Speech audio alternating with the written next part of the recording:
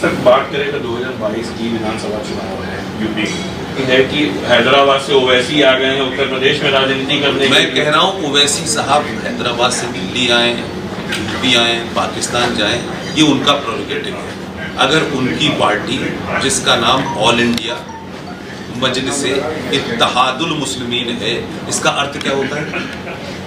अगर इस देश में इलेक्शन कमीशन में आप कोई हिंदू राष्ट्र टाइप की पार्टी जाएंगे तो नहीं आपकी रजिस्टर होगी, लेकिन ऑल इंडिया मजलिसे इत्तेहादुल मुस्लिमीन का मतलब है कि भारत में मुसलमानों को जोड़कर इकट्ठा करने वाली पार्टी। ये कैसे रजिस्टर है? क्यों रजिस्टर है? मजहब के नाम पे कोई पार्टी कैसे चल रही है? लेकिन चल रही है। अब ओवैसी साहब को जो उनके बाप दादों ने किया, जो रजाकारों की फौज के साथ खड़े थे, जिन्होंने भारत की सेना के साथ युद्ध किया, जो पार्लियामेंट में खड़े होकर ये कहते हैं कि हमारे बाप दादा ने भारत की धरती चुनी। भारत के मुसलमानों ने, उनके बाप दादों ने धरती नहीं चुनी। सरदार पटेल का ऑपरेशन पोलो था जिसके कारण रजाकारों की तोड़ाई हुई और वो रिजवी यहाँ से भाग के गया। ये उनकी नाजायज औलादें हैं जो भारत की पार्लियामेंट में खड़े होकर भारत के हिंदुओं को डराती हैं कि हमारे बाप दादा ने भारत की धरती चुनी थी। आपने भारत की धरती नहीं चुनी थी। आप तो हैदराबाद को पाकिस्तान ले जाना चाहते थे, और आपका तो छोटा भाई चिल्ला चिल्ला के कभी कुतुब मीनार ले जाता है, कभी ताजमहल ले जाता है।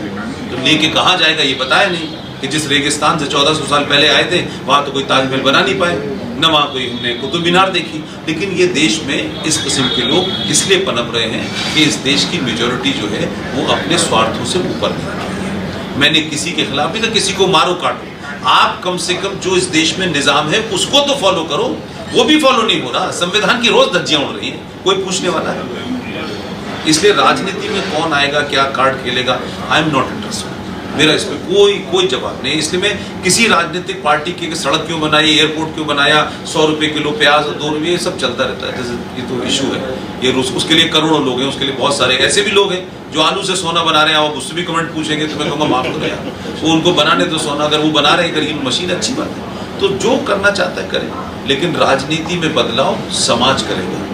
आपने बदलाव किया समाज में, तो इसलिए राजनीति में कुछ बदलाव कुछ नजर आता है। ये भी नहीं मैं करा कि सब कुछ हो गया, लेकिन आप 700 साल के बाद आपने अपने होने का एहसास किया है। तो आप हैं तो अपने निजी स्वार्थों से ऊपर उठिए और राष्ट्र के स्वार्थों को ऊपर रखिए।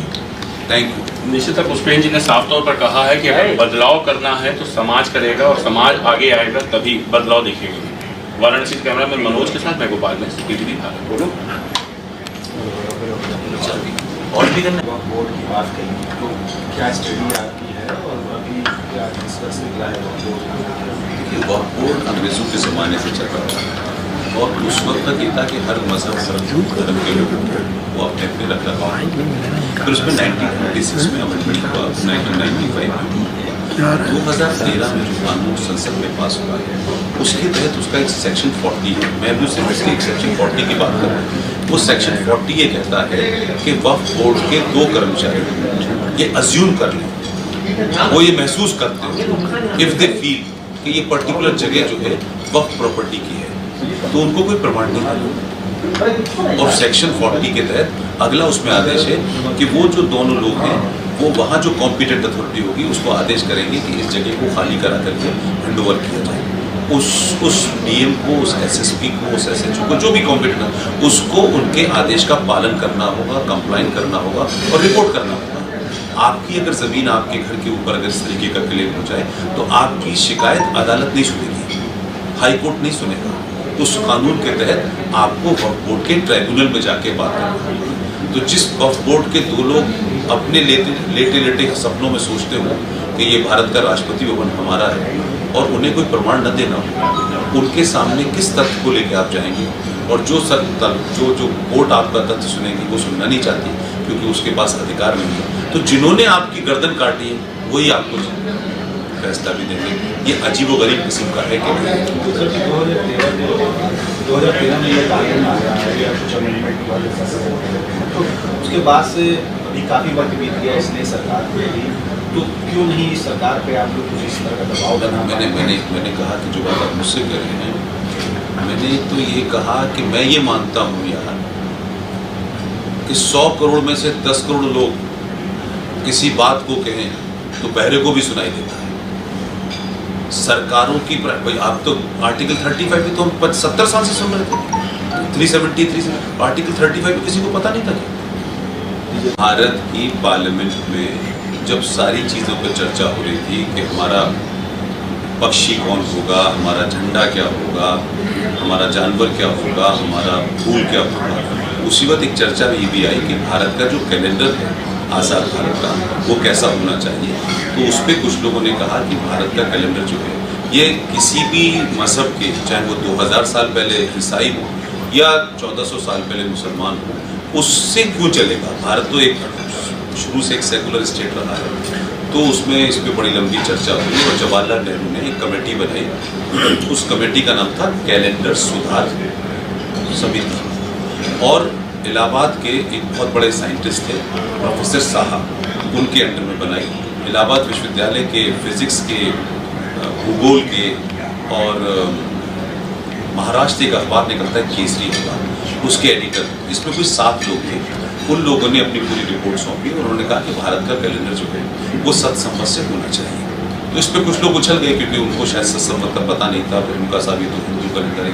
खैर कुल मिलाकर के उन लोगों ने उसको समझाया कि इसका हिंदू से कोई लेना देना नहीं है, ये शुद्ध रूप से जो मूवमेंट है सोलर उसके ऊपर है, और वो पास हो गया। भारत के दोनों सदनों से सत्संवत कैलेंडर भारत सरकार का छपेगा, ये पास हो गया, लेकिन 1958 में वो कैलेंडर छप के आया नहीं। इस मुद्दे को हमारी टीम ने उठाया, लंबे समय तक उठाया। हम इस बात में यकीन रखते हैं कि आप पब्लिक को बता दीजिए। अगर पब्लिक चाहेगी तो कहेगी ना सत्संवत का कैलेंडर हमें चाहिए। कानून बना दिया और एक छप गया तो लोगों का इंटरेस्ट नहीं होता, इसलिए बहुत सारे काम इस देश में सिर्फ रस्मी तौर पे हो रहे हैं, आम आदमी को नहीं पता है कि ये मेरे लिए है। तो इसको लेकर कोई बड़ी मुहिम या बड़ा मैं बताता रहा हूँ ना, उसमें 2 हमने काम किए कि लगातार उसमें रिजर्व बैंक ऑफ इंडिया को सारे डॉक्यूमेंट दिए, पार्लियामेंट के सारे डॉक्यूमेंट हमने दिए, और उसके बाद में हम रिजर्व बैंक के पास गए, उन्होंने बताया कि पार्लियामेंट ने ये फला डेट में पास किया। रिजर्व बैंक ने सारी इंक्वायरी के बाद अपना डाटा निकाला और उसके बाद नोटिफिकेशन किया देश के सारे बैंकों को, और उन्होंने कहा कि भारत के हर बैंक में सत्संवत की डेट से पड़ा हुआ चेक एक्सेप्ट होगा। रिजर्व बैंक ने ही किया, और उसके बाद हम लोगों ने प्राइवेटली एक कैलेंडर छपाया जिसको हम फ्री में बांटते हैं लोगों को और अवेयर करते हैं। इसका एक दूसरा असर जो आप बात कहे आपने कि सोशल मीडिया के माध्यम से ये जरूर होता है कि आप अपनी बात को कहते हैं तो तथ्यों पे कहते हैं तो पहुंचती है लोगों तक। उसका असर ये हुआ कि भारत के प्रधानमंत्री ने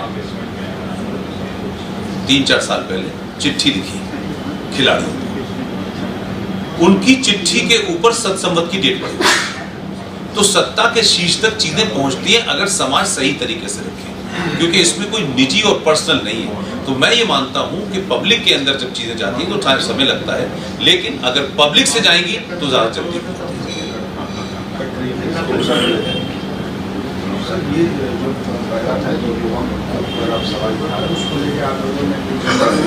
मैंने पूरे देश में पहले वक्फ प्रॉपर्टी कानून 2013 के ऊपर हम पूरे देश में और भी इशू बोलते हैं, ये भी इशू है, ये बिल्कुल वैसे इशू है जो आर्टिकल 35A की तरह से हम लोगों ने उठाया, इसको भी हम उठा रहे हैं। साथ में जैसे सच्चर कमीशन का मैंने आपको बताया कि उस पर राष्ट्रपति के साइन तक नहीं है, लेकिन 5.5 करोड़ रुपए दिया जा रहा है। अब सरकार कब करेगी मैं उस पर नहीं कुछ बोलना चाहता, लेकिन लोगों को पहले अवेयर करो, लोगों को पता तो चले कि इस कानून से मेरा घर सेफ नहीं है। मेरा कहना है कि कैसे आप किसी को इस बात का वो ताकत दे सकते हैं कि आप किसी के घर को जाके कह दें कि ये घर हमारा है और उसके बाद उस आदमी को उस पर केस लड़ने की भी परमिशन ना हो।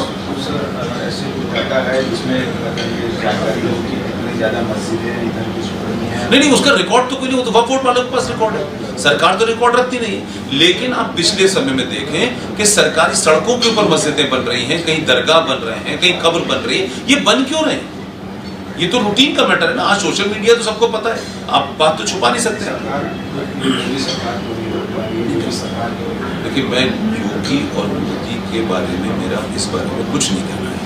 मेरा कहना है कि उससे पहले हमें पता है क्या मैं जिस सड़क से निकलता हूँ, जिस मज़ार पे चौराहे पे जाम लगता है, क्या मैंने पूछा ये मज़ार यहाँ क्यों बनेगी?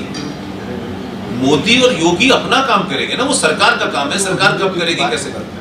नहीं, वो करें हिंदुत्व की बात, इसका हिंदुत्व से कोई मतलब नहीं है। एक इलीगल काम है एक हिंदू कहीं इलीगल काम करेगा तो उसे आप हिंदुत्व कहेंगे, एक मुसलमान इलीगल काम करेगा तो आप उसे मैंने तो मुसलमान शब्द नहीं लाया, मैंने तो कहा ये कानून बनाना, तो ना तो मुसलमानों ने तो बनाया नहीं कानून, बना तो संसद में है, तो मुसलमानों की गिनती तो संसद में 300 नहीं थी जो उन्होंने पास करा दिया। तो जिन्होंने भी पास किया, क्या इसके बारे में वो जवाबदेह हैं कि नहीं है? इसलिए मैं ये नहीं कह रहा कि मुसलमान ने बनाया, हिंदू ने बनाया। अगर हिंदू भी कोई संवैधानिक तौर पर वायलेट करता है तो उसके बारे में भी बात उठनी चाहिए, क्यों नहीं उठनी चाहिए?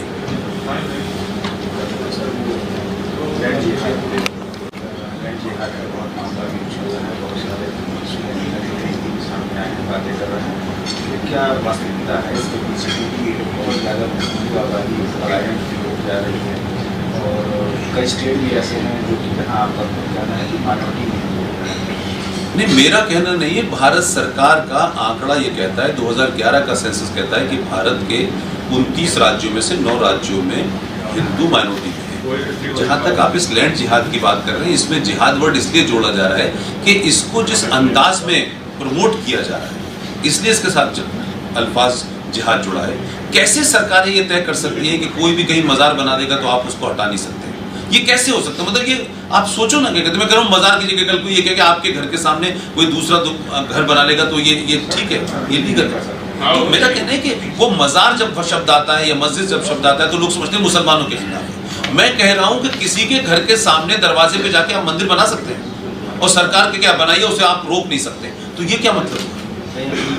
मैं वही कह रहा हूँ कि जो राजस्थान में आपने जिसका जिक्र किया ये भी तो उसी टाइप की चीजें हैं। आप थोड़ी देर के लिए मान लीजिए कि मजार नहीं बना रहे, आपके घर के सामने आके वो कुछ भी बना दे, पेशाब घर बना दे, तो आप होने देंगे?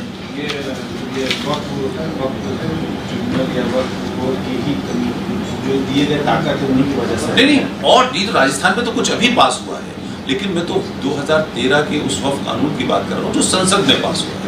उसी ताकत भाई उसी का एक तरीके से ऑफशूट हो रहा है ना।